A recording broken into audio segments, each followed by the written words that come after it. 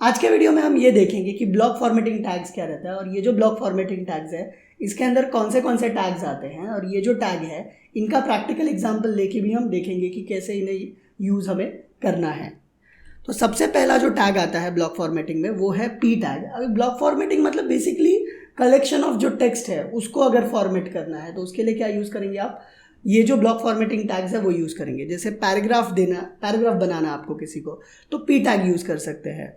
Paragraph यहाँ पे example लिखा हुआ है, यहाँ पे डेफिनेशन लिखा हुआ है, defines a paragraph, it automatically creates some space before and after itself, takes more vertical spaces. मतलब ये क्या बोल रहा है कि जब भी आप पैराग्राफ टैग यूज़ करेंगे वो खुद से कुछ स्पेसेस छोड़ देगा, वो मेक श्योर करेगा पैराग्राफ जो टैग है वो हमेशा न्यू लाइन से चालू हो। तो इसका एक एग्जांपल लेके भी देखेंगे। जैसे यहाँ पे पैराग्राफ टैग लिखा हुआ है तो देखिए ऊपर भी उसने कुछ स्पेस छोड़ा है, नीचे भी कुछ स्पेस छोड़ा है और न्यू लाइन पे ये चालू हुआ है, ये जो पैराग्राफ टैग है। दूसरा जो टैग है जो ब्लॉक लेवल फॉर्मेटिंग के लिए यूज़ होता है वो है H1 से लेके H6 टैग। ये जो H1 से लेके H6 टैग है इसे हम हेडर टैग्स भी बोलते हैं। ये जो हेडर टैग्स है इनका पर्पस अगर देखेंगे तो दो पर्पस है। एक तो ये आपका जो टेक्स्ट है या आपका जो वेबसाइट है उसमें हेडिंग देने के लिए काम आते हैं। तो अगर आपको सबसे मेन हेडिंग देना है तो H1 टैग यूज़ करना चाहिए, फिर सब हेडिंग देना है तो H2, उससे भी छोटा या उससे भी सब हेडिंग देना है तो H3 यूज़ करिए। तो ये जो H1, H2 या H3 ये जो हेडिंग टैग्स है इनका एक और पर्पस है जो है सर्च इंजन ऑप्टिमाइजेशन के लिए, जो आपका वेबसाइट का रैंकिंग इंप्रूव करता है। तो ये जो हेडिंग है जितना प्रॉपरली आप ये टैग्स यूज़ करके देंगे उतना ज़्यादा चांसेस है कि जो आपका वेबसाइट है वो टॉप पे आए जब भी गूगल पे कोई सर्च करता है। तो ये जो हेडिंग टैग है ये क्या करता है, insert a line back in the document. मतलब जब भी आप हेडिंग टैग डालेंगे तो एक लाइन इंसर्ट कर देगा और फिर बाद में ये जो टेक्स्ट कंटेंट है उसको बोल्ड में रिप्रेजेंट करेगा या थोड़ा डार्क फॉर्मेट में रिप्रेजेंट करेगा। H1 जो है इसमें सबसे बड़ा रहता है और जो बाकी है H2, H3, H4 वो थोड़े छोटे रहते हैं, जैसे आप यहाँ पे देख सकते हैं। नेक्स्ट जो ब्लॉक लेवल फॉर्मेटिंग टैग है वो है span tag. Span tag basically क्या करता है, एक particular section of the text को, मतलब अगर आपका पूरा पैराग्राफ है उसमें से कुछ पार्ट को आपको कलर करना है, हाईलाइट करना है या कुछ भी फॉर्मेटिंग करना है तो उसके लिए आप स्पैन टैग यूज़ कर सकते हैं। जैसे यहाँ पे देख सकते हैं दी मदर हैज़ ब्लू आइज, तो ये जो ब्लू है उसको वो कलर करना चाहता है तो स्पैन टैग यूज़ किया, उसके अंदर स्टाइल एट्रीब्यूट यूज़ किया जहाँ पे उसने लिख दिया कि क्या कलर उसको देना है। यहाँ पे फॉन्ट वेट बोल्ड करके लिख दिया जिससे वो बोल्ड दिखेगा। तो राइट टेक्स्ट एज बोल्ड ये डिस्क्रिप्शन है उसका और यहाँ पे देखिए वो टेक्स्ट जो है वो ब्लू में दिख रहा है। नेक्स्ट जो टैग है उसे BR टैग बोलते हैं। अब ये जो BR टैग है ये बेसिकली एक लाइन देता है, जहाँ पे भी BR टैग डालेंगे नेक्स्ट लाइन से वो स्टार्ट होगा। Insert a line break in the document, मतलब एक लाइन का ब्रेक देता है डॉक्यूमेंट के अंदर। जब भी आप BR डालेंगे, 2 BR डालेंगे 2 लाइन का ब्रेक मिल जाएगा। जैसे यहाँ पे आप देख सकते हैं there are 2 types of school, public, तो स्कूल के बाद में नेक्स्ट लाइन आ जाएगा, तो स्कूल के बाद में देखिए नेक्स्ट लाइन आ गया जो पब्लिक दिखा रहा है, उसके बाद में एंड के बाद में वापस नेक्स्ट लाइन आ गया जो प्राइवेट दिखा रहा है क्योंकि BR टैग यहाँ पे डाला हुआ है। इसके बाद जो टैग है उसे DIV बोलते हैं। DIV बेसिकली आपके कंटेंट को प्रॉपर वे में प्लेस करने के लिए काम आता है। DIV का मेजर जो यूज़ है हम बूटस्ट्रैप के साथ में देखेंगे कि कैसे इसे यूज़ कर सकते हैं और कैसे ये बहुत ज़्यादा हेल्पफुल होता है जब भी आप वेबसाइट बनाते हैं। तो फिर लास्ट जो टैग है उसे हम HR बोलेंगे, जो हॉरिजॉन्टल एक रो डालने के लिए काम आता है। यहाँ पे विड्थ और साइज करके है जिसको यूज़ करके वो जो आपका हॉरिजॉन्टल रो दिख रहा है जो सेपरेटर की तरह है उसका विड्थ इंक्रीज कर सकते हैं या उसका साइज भी इंक्रीज कर सकते हैं। तो ये हम देखते हैं एग्जाम्पल के साथ में सबलाइम टेक्स्ट में। यहाँ पे मैं चाहता हूँ सबलाइम टेक्स्ट ओपन कर लेते हैं और इसे मैं Ctrl+S करके सेव कर देता हूँ और इसका नाम दे देते हैं ब्लॉक। तो इसे रिप्लेस कर देते हैं block.html। यहाँ पे HTML लिखता हूँ, सेव करते हैं। सेव करने के बाद में यहाँ पे आ जाता है, P टैग डालते हैं। P टैग डालने के बाद में हेलो स्टूडेंट डालते हैं इसके अंदर, सेव करते हैं। फिर नेक्स्ट जो टैग था वो हमारा H1 था तो यहाँ पे मैं H1 लिख देता हूँ और बोलता हूँ वेलकम टू V2V। नेक्स्ट जो है उसका नाम था H2 तो मैं H2 लिख देता हूँ और यहाँ पे लिखता हूँ फॉर वेब सेशन, ठीक है, ये लिख दिया।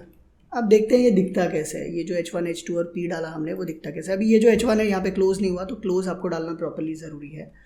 तो ये ओपनिंग टैग है, यही उसका क्लोजिंग टैग है। राइट क्लिक किया, ओपन इन ब्राउज़र किया, तो देखिए ये हेलो स्टूडेंट जो है वो न्यू लाइन पे चालू हुआ। यहाँ पे देखिए स्पेस आ गया, यहाँ से भी थोड़ा स्पेस है और नीचे भी स्पेस दिया है। वैसे ही सेम अगर आप देखेंगे तो जो मैंने H1 यूज़ किया उसके भी ऊपर स्पेस है, नीचे भी स्पेस है और ये न्यू लाइन पे चालू हुआ है। H2 का भी सेम है, मगर H2 का साइज़ अगर आप देखेंगे तो छोटा है H1 से, तो ये हेडिंग के लिए यूज़ होता है। अभी मैं अगर H6 यूज़ करूँगा उसका साइज़ एकदम छोटा होगा। यहाँ पे H5 और H6 भी यूज़ करके देख लेते हैं।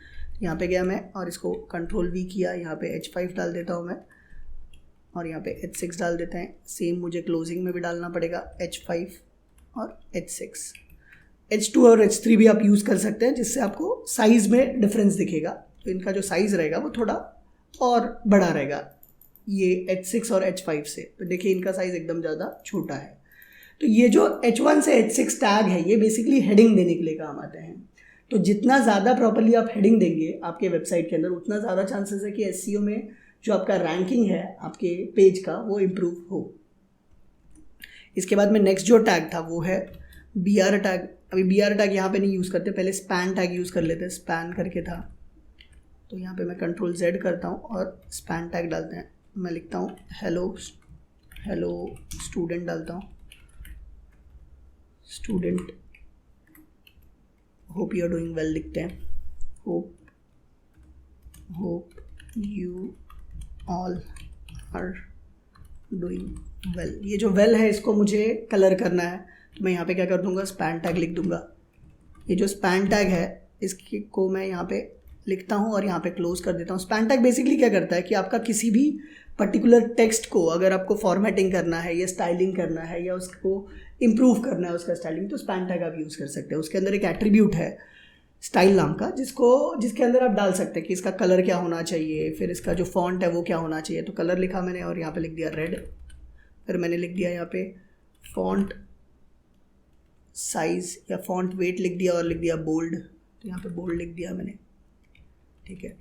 बैकग्राउंड कलर भी अगर आप देना चाहते हैं तो वो भी दे सकते हैं। तो यहाँ पे सेमीकोलन डाल के वापस से मैं बैकग्राउंड कलर डाल दूँगा। बैकग्राउंड कलर येलो डाल देता हूँ मैं, येलो, और सेमीकोलन दे दिया, सेव कर दिया।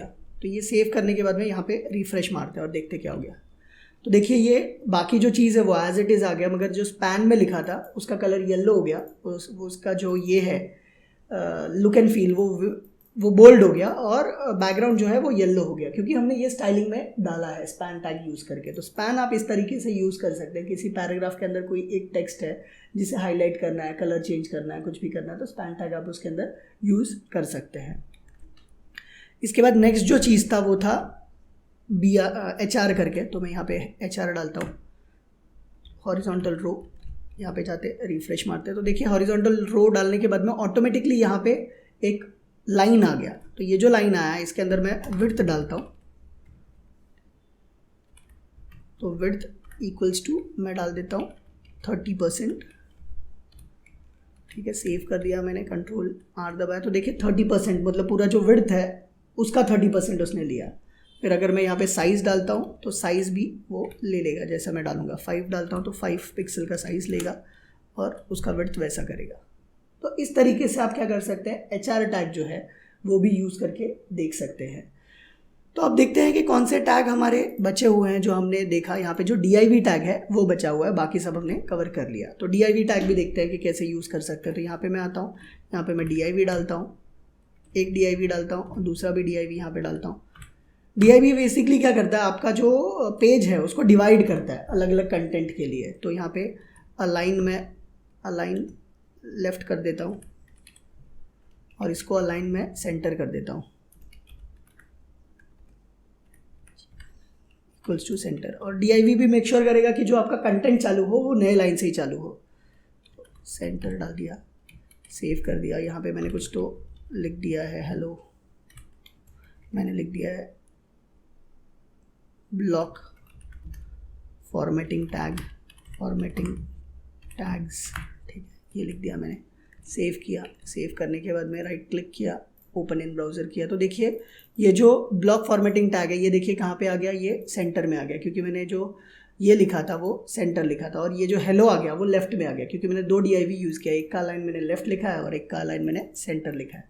तो जो भी कंटेंट डालेंगे वो लेफ्ट में आएगा, यहाँ पे जो भी कंटेंट डालेंगे वो सेंटर में आएगा। तो कुछ भी हो सकता है कंटेंट, फोटो हो सकता है, ये टेक्स्ट हो सकता है, पैराग्राफ हो सकता है, कुछ भी हो सकता है। तो ये कुछ एग्जाम्पल है ब्लॉक लेवल फॉर्मेटिंग टैग्स के, जिनको यूज़ करके आप क्या कर सकते हैं, ब्लॉक ऑफ कंटेंट को फॉर्मेट कर सकते हैं। जैसे वो टेक्स्ट हो सकता है, इमेज हो सकता है, कुछ भी हो सकता है। तो ये था ब्लॉक लेवल फॉर्मेटिंग टैग्स के बारे में। नेक्स्ट वीडियो में हम ये देखेंगे कि लीस्ट जो टैग्स है वो कैसे यूज़ होते हैं। Thank you.